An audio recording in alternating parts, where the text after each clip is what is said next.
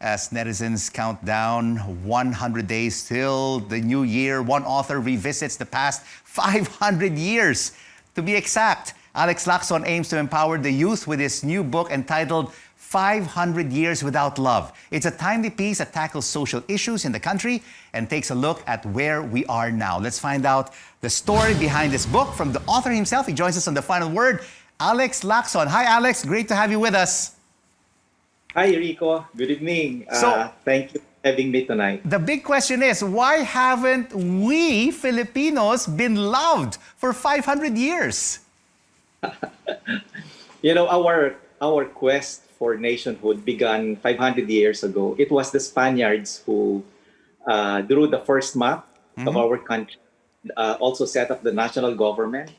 And so 500 years because, you know, in the last 500 years, our leaders ruled us not with love in their hearts, but with greed, lust for power, and selfishness.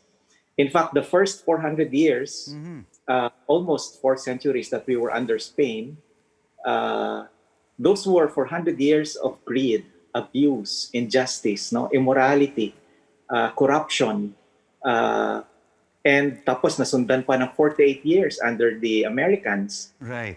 Those 48 years were also years of abuse, of injustice against Filipino people. No? Wow, this is really 500 years of many social ills. And in this novel, Alex, you expose the various root causes of our country's social problems through the eyes of Anton Hinirang and his family.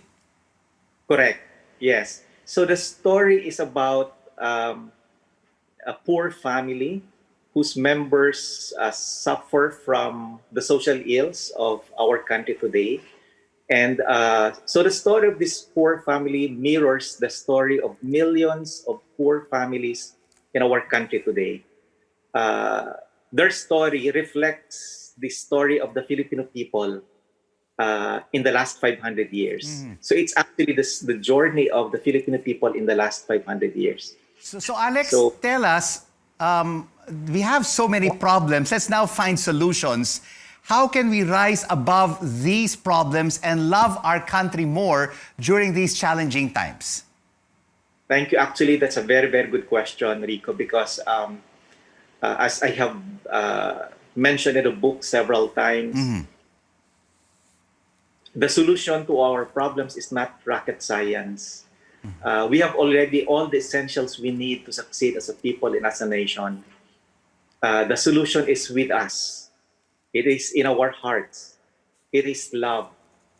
Love as expressed in kindness, in generosity, in fairness, and in justice. In politics, in business, in the corporate world, in every sector of our society. So, and if you actually would see the stories of the countries that have really developed and addressed the problems of, say, abject poverty, the basic issues in their societies, it is love of their leaders who has really made the biggest impact in addressing their problems. For example, you have the South Koreans, the Singaporeans. We've seen them progress through the decades. And in the 1960s, Alex, we were the second biggest economy in Asia, but now we have basically fallen down the charts. Yeah, 60 years ago, Rico, South Korea was a very poor country, a backward country. It was even called by several foreign writers as the impossible country. And Singapore also 60 years ago was a very backward and poor country. China was also the same. 60 years ago, Philippines was so much better than these countries. So much better than Singapore, South Korea, and China. Pero tingnan mo sila ngayon kung nasaan sila.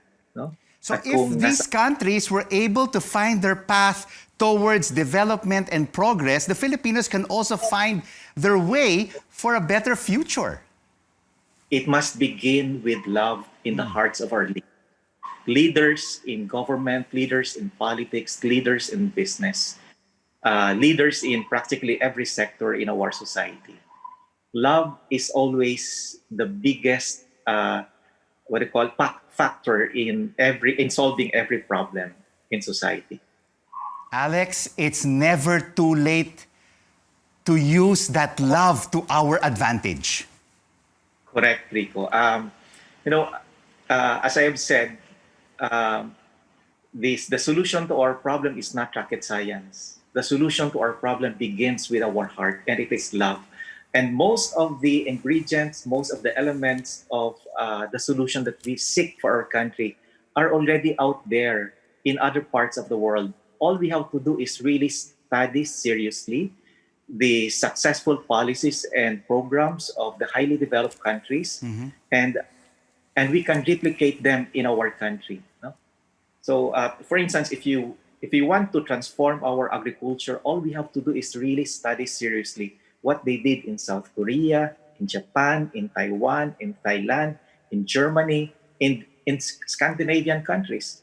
If you want to transform our manufacturing sector, we have to look at the success stories of, again, South Korea, Japan, Germany, China today, Ireland, Poland, and how they develop their manufacturing sector. If we want to develop our tourism industry, we have to look at the success stories of Malaysia, of Vietnam, Thailand. Right. A lot of lessons to learn from our brothers and sisters here in Asia and in Europe and around the world. Thank you so much for sharing your insights. Alex Lacson, author of 500 Years Without Love.